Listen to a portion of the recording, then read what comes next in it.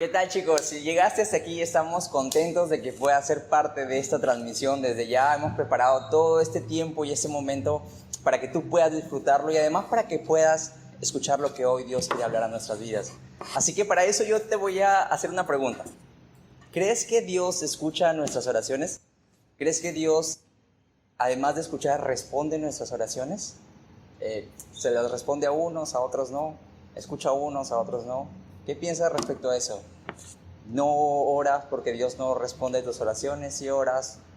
¿Te has puesto a pensar un poco en ello? Y para eso vamos a un poco responderla por medio de una historia que está en el libro de Jueces, en el capítulo 20, y vamos a estar desde el 18 al 28, pero para eso yo quiero contarte esto.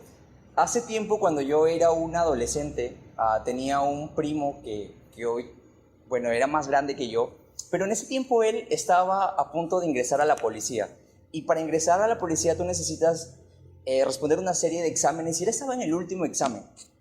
Y recuerdo que él me dijo: oye, Pablo, voy a ir a la iglesia antes de dar ese examen. Voy a ir porque voy a pedirle a Dios que me ayude en este tiempo. Y si yo paso el examen, lo que voy a hacer y lo que le voy a pedir a Dios es que si él puede hacer que yo pase, si él me ayuda en esta situación, yo voy a visitarlo todos los domingos. Voy a ir todos los domingos a la iglesia. Recuerdo que pasó una semana y adivina, ¿qué pasó? Él no pasó su examen. Él no pasó su examen y después de ese tiempo él estaba un poco triste y medio enojado. Y yo le toqué ese tema y él me dijo: no quiero saber nada de Dios. No quiero saber nada de Él porque finalmente no me llegó a ayudar. Y yo recuerdo que me quedó eso marcado porque también empecé a tener ese tipo de preguntas que inicié diciéndotelas. Así que para eso, esta historia en la que vamos a estar leyendo va a pasar algo muy parecido a esto, ¿ok? Y para eso nuevamente, Jueces capítulo 20, versículo 18 al 28. Quiero que me acompañes.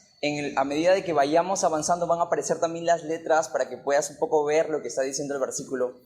Y quiero contarte qué está pasando en esta situación, qué está pasando en este libro de Jueces en este momento, para que cuando empecemos a leer lo entiendas un poquito más.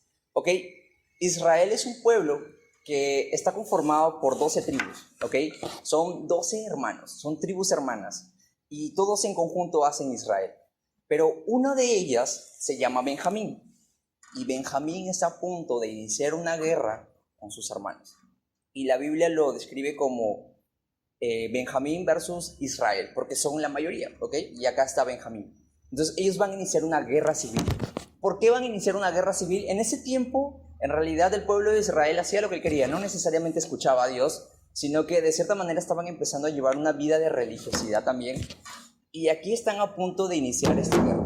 Por un lado tienes a Benjamín y Israel está acusando a Benjamín de que ellos están pecando, y Benjamín se está cerrando y dice: ok, vamos a iniciar una guerra, ok. Y aquí es donde empieza la primera parte.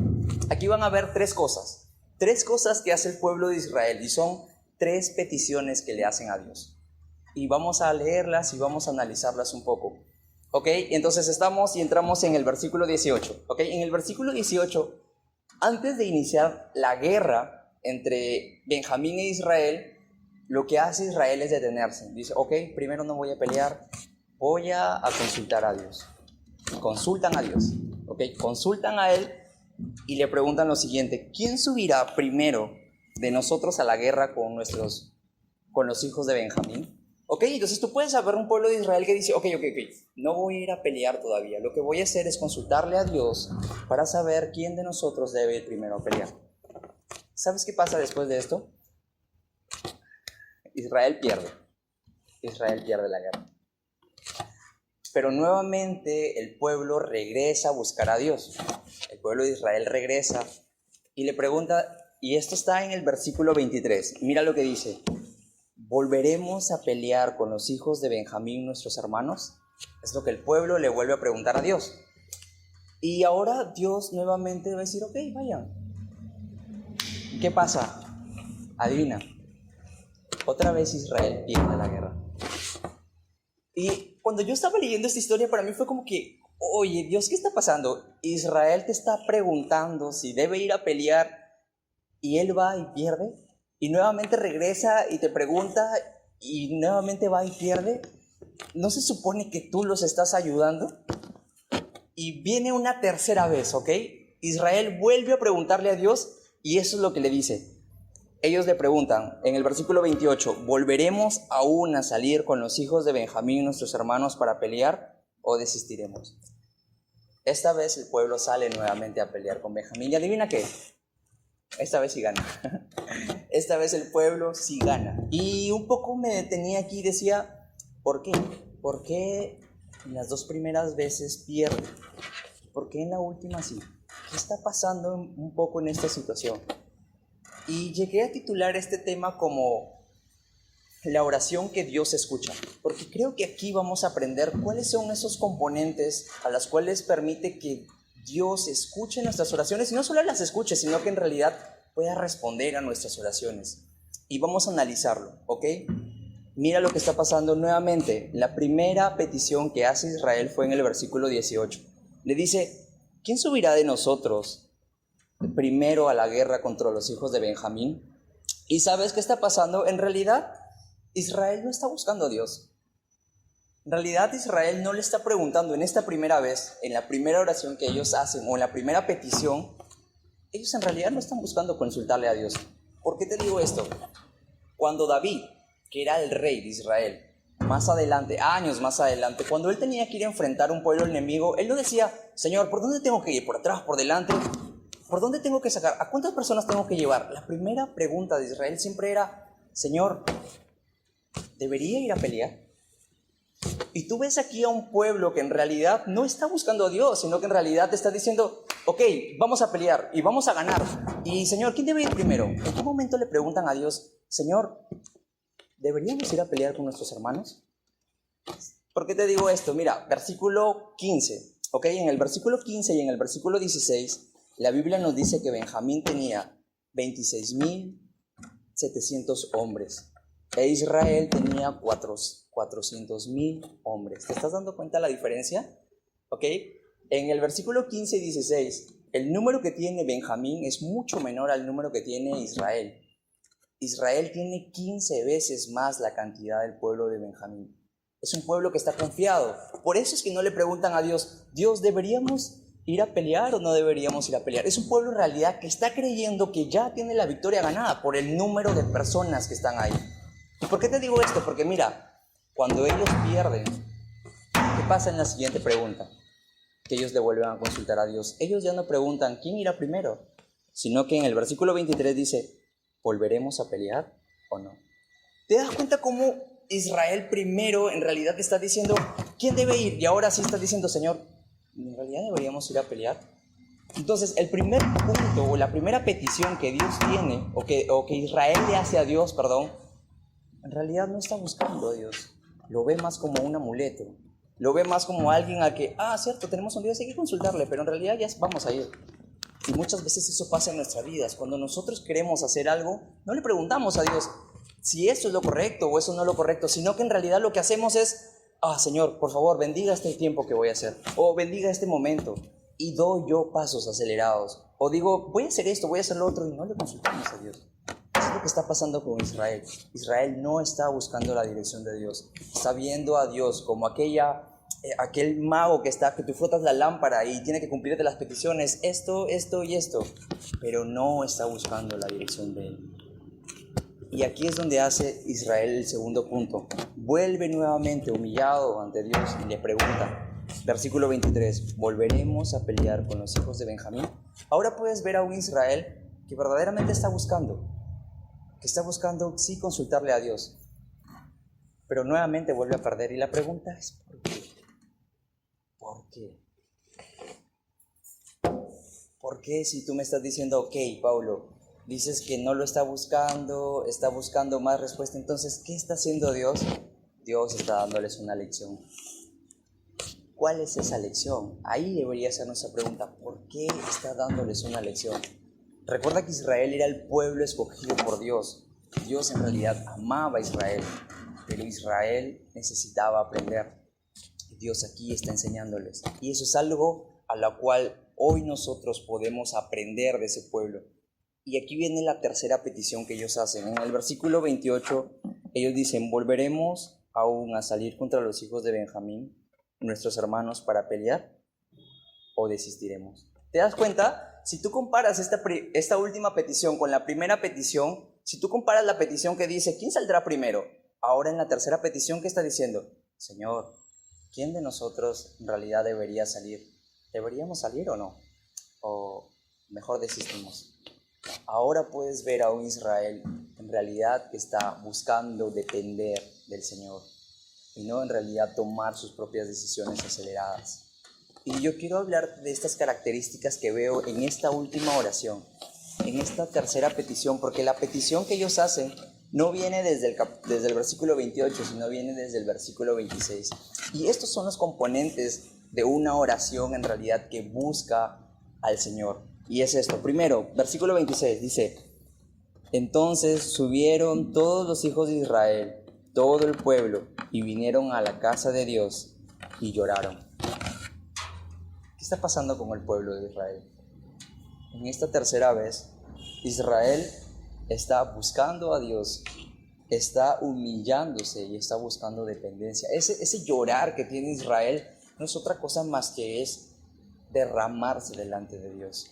¿Qué más hace este pueblo antes de pedirle al Señor? En el versículo mismo 26 dice, y se sentaron allí en la presencia de Jehová y ayunaron aquel día hasta la noche. Ayunar significa no comer. Israel no comió todo ese día.